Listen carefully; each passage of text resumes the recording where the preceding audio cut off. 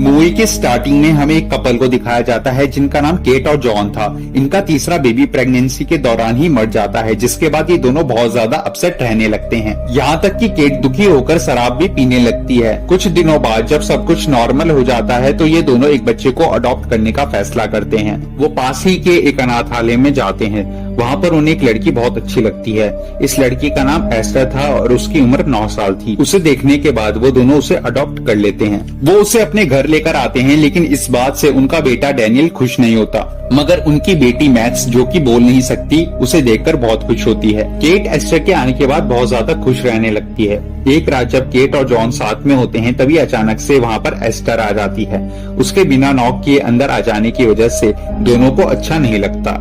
अगले दिन ester max के साथ खेल रही होती है, जहाँ डेविड एक कबूतर को पकड़ लेता है। एस्टर डैनियल को उस कबूतर को मारने के लिए कहती है, लेकिन डैनियल मना कर देता है, जिसके बाद वो खुद ही उस कबूतर को मार देती है। ये देखकर डैनियल और मैक्स काफी ज्यादा हैरान हो जाते हैं। एक दिन अनाथ आश्रम की एक लेडी जॉन और केट को एस्टर की सच्चाई बताने के लिए आ रही होती है, मगर एस्टर उसे बीच में ही मार देती है और उसकी बॉडी को ठिकाने लगा देती है।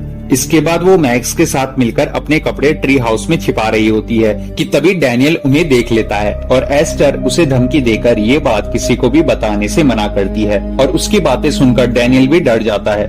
अब एक दिन केट को एस्टर पर शक होने लगता है। जॉन एस्टर से केट को खुश करने के लिए कहता है तो वो जेसिका के फ्लावर्स को काट कर केट को लाकर दे देती है, मगर केट गुस्सा हो जाती है क्योंकि जेसिका उनकी उस बच्ची का नाम था जो कि प्रेगनेंसी के दौरान ही मर गई थी। और इसी गुस्से में केट एस्टर पर हाथ उठा देती है।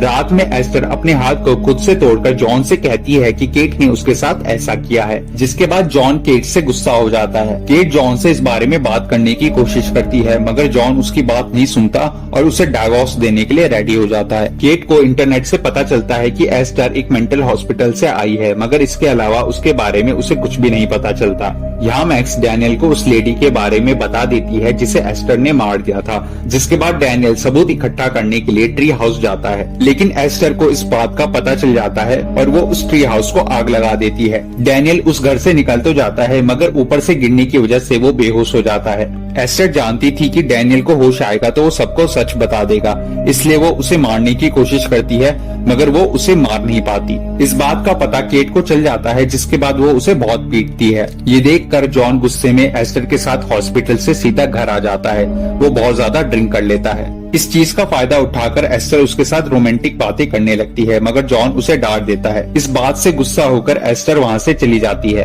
एक डॉक्टर से बात करके केट को ये पता चलता है कि एस्टर का रियल नेम लेना क्लेम्बर है और वो 9 साल की एक लड़की नहीं बल्कि 33 साल की एक औरत है, जो कि एक बीमारी की वजह से अभी तक छोटी है और उसने 7 लोगों का खून भी किया है। यहाँ पर एस्टर रोते हुए अपना पूरा मेकअप हटा देती है और फिर हमें उसका असली चेहरा देखने के लिए मिलता है। वो गुस्से में जॉन को मार देती है और मैक्स को भी मारने की कोशिश करती है, मगर तभी केट वहाँ आकर उसे बचा लेती है। वो दोनों वहाँ से भागकर बाहर आ जाते हैं, मगर एस्टर भी उनका पीछा करके उन पर अटैक करती है और इसी दौरान केट और एस्टर पानी में डूब जाते हैं। वो दोनों पानी के अंदर ही लड़ने लगते हैं। इसके बाद केट बाहर निकलकर एस्टर के मुंह पर एक जोरदार किक मारती है, जिससे एस्टर की गर्दन टूट जाती है और वो मर जाती है। थोड़ी देर बाद वहाँ पर पुलिस आ जाती है और इसी के साथ ये कहानी यहीं पर खत्म हो जाती है।